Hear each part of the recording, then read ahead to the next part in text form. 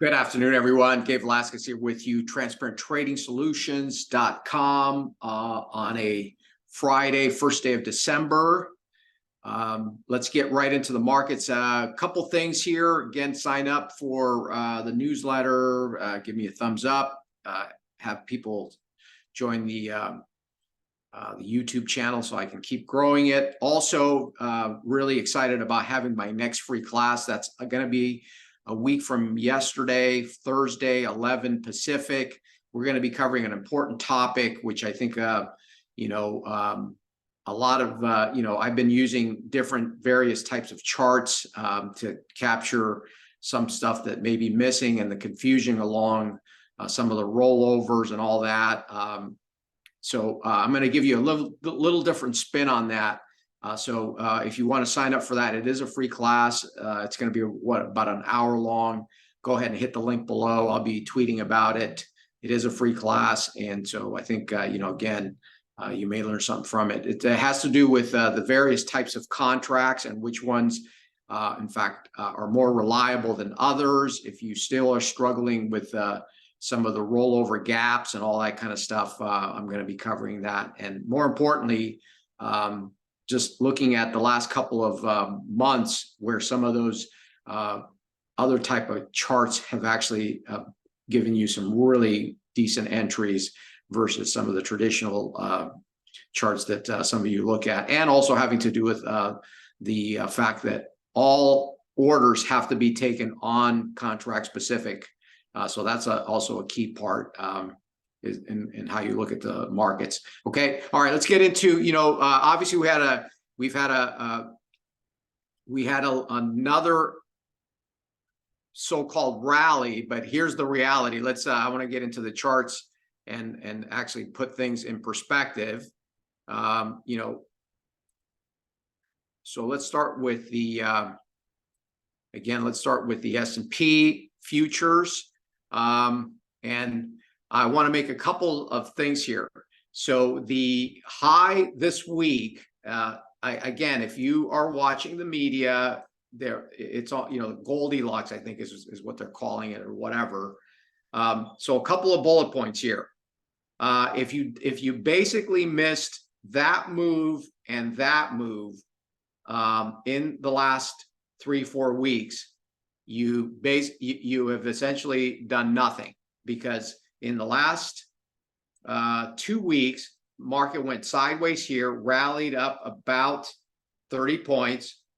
For the last 7 trading days, has been going sideways, and now is essentially roughly 4 points above this week's high. Right? So if you're sitting here going, well, yeah, it's so bullish, and I, should be long S&Ps and all that. Okay. What I mean? So you're 3 points above today, the high from this week. Now that doesn't mean we can't keep going higher next week, but this is, again, look, this has been, I talked about it on Tuesday, right? Yeah, essentially this was the CPI gap, this move pre-market, and essentially after that, if you missed that guy on a breakout, there have been very little pullbacks along the way. And if you didn't catch that breakout here, you still haven't had any pullbacks. So that is the reality of things. Again, under the surface, all kind of stuff. We were involved in Dollar Tree. We were involved in Best Buy. There's obviously all kinds of earnings plays going on under the surface. And so on and so forth. So there are, that's really all the action is happening under the surface with a lot of these stocks as well. In fact, we're looking at Nvidia now, Apple for next week. We'll get into that in a minute here. So also the NASDAQ, by the way, the NASDAQ, in case you're wondering, never even got above this week's high. So all this whole, again, right? Look at this. Nothing going on in the mega caps so far. Again, clearly this can change next week, but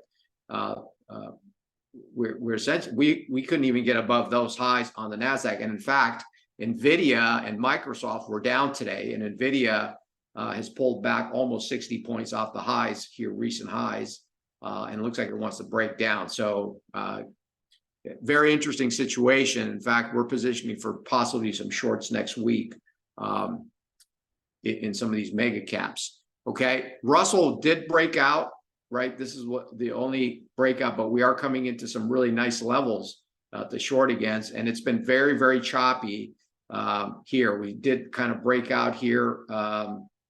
We've got about a 30-point move above that high, so it hasn't really been that substantial yet. And then we are coming up into some levels here for the Dow's the standout because of the compositions, only 30 stocks. It's price weighted. So you take any like CRM this week, you know, CRM reported they blew out. That was up about 40, 50 points. So, you know, again, these high price stocks will drive the Dow. So between, you know, CRM, that actually was, you know, a couple 100 points on the Dow. And then you look at some of the other stocks that are rallying. So that is really, I don't know if you can put any kind of, you know, that is almost at an all-time high, by the way, the Dow. But again, it's only 30 stocks and it's price weighted. So if you own the Dow, you're doing great. You're literally going to make a new high on the Dow, which is really interesting. All along the mega cap tech also has done really well, but this week they underperformed. So can this market continue to rally without the mega caps? We'll have to see next week. You know, next week we've got basically it's a jobs numbers week. We've got JOLTS, we've got the non-farm payrolls next Friday, and so on and so forth. A lot of this is predicated on bonds. Bonds did finally break out. They came into this level that we've been talking about here, 107 on the 30-year. We've had about a 12-point rally in the 30-year bond market. We're right up against where we broke down from right here at 118. So this is, we're at a kind of a critical point. There is a weekly distribution level on the 30-year, which also corresponds with the TLT. We're looking at the TLT also at TTS. That, as we mentioned, so this level right here worked beautifully if you were willing to risk, you know, a couple $1,000, obviously. This is a massive level, but this also corresponds to the TLT hitting roughly $80. It actually went down to about 81 and then rallied. So that's the 30-year off of that level there. And then we also have the 10-year,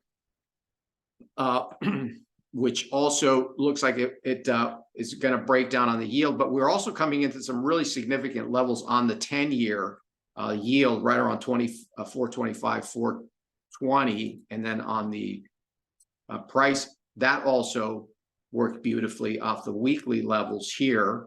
And now we're also up at some really critical juncture here where it's either going to break out and keep going up to 116, or we're going to, you know, this corresponds to 4% on the yields, or we're going to come right back down again. So very critical levels. We've had some really decent rally in the bond market. By the way, if the bond market does continue to rally, the only reason it's going to continue to rally is because the economy is going to get really soft. So I don't know if that's going to be good for stocks. So, you know, this is where we're kind of in that tricky spot where you want rates to come down, but you don't want them to come down so much that because if they do come down a lot, if we have this massive bond rally, bonds don't typically rally on good, you know, fundamental economic backdrop. Just keep that in mind as well. Also, the dollar continues weak. It did pull back and then it gave off today as the bonds continue to pull back, you know, come up. And again, this is all predicated on interest rates. So if the rate market continues to rally, i.e. the price of bonds continue to go higher, we should get further weakness in the dollar.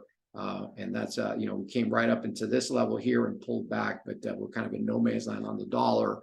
In regard, you know, related to this, gold, which we've been talking about, self-fulfilling prophecy, 2100.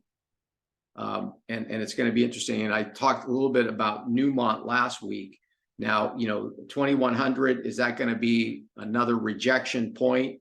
Or are we going to actually have a true breakout in gold that we haven't had in many years here, in a couple of years? So it's going to be interesting to see if gold actually breaks above 2100 and keeps going, or it's just going to be another kind of situation like with the 10-year at 5%. Remember, everybody talking about 5%. That was kind of a self-fulfilling prophecy. I talked about this in the videos if you want to check my previous videos. That was also, but that was the peak. Is this going to be the peak in gold? We'll have to see next week on that. Other notables: oil all over the map, big range, looking at about 72. Again, this contract specific chart in February gives you a decent level here. I'll talk about this in the class if you want to. In fact, if you were trading off of this chart here, and again, it's adjusting every month with rollovers and so forth. Off of that level there, that went right through. See, that level went right through. In fact, that level right here went right through, and that also went through that clip, that level right there. However, if you were looking at just kind of a preview of what I'm going to do next Thursday, if you were looking at the CLZ23 contract specific, it hit it perfectly, right? And so that's part of what I'm going to talk about. When is it appropriate to use these contract specific charts versus your continuous charts, which are very distorted. Now, again, to bring that into the conversation, all these massive gaps all over the place on nat gas, guess what they are? They're, again, rollover gaps. That massive gap is a rollover gap. That massive gap is a rollover. And everybody tells you to trade the gaps. That blew out. That gap blew out. That gap blew out.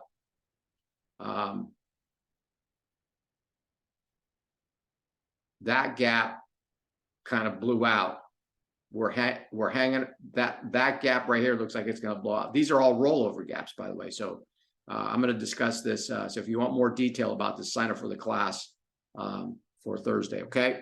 And then also in similar vein, we just had rollover in the grain markets. So we had a rollover in the soybeans and the corn and wheat, and very similar. You can see this is the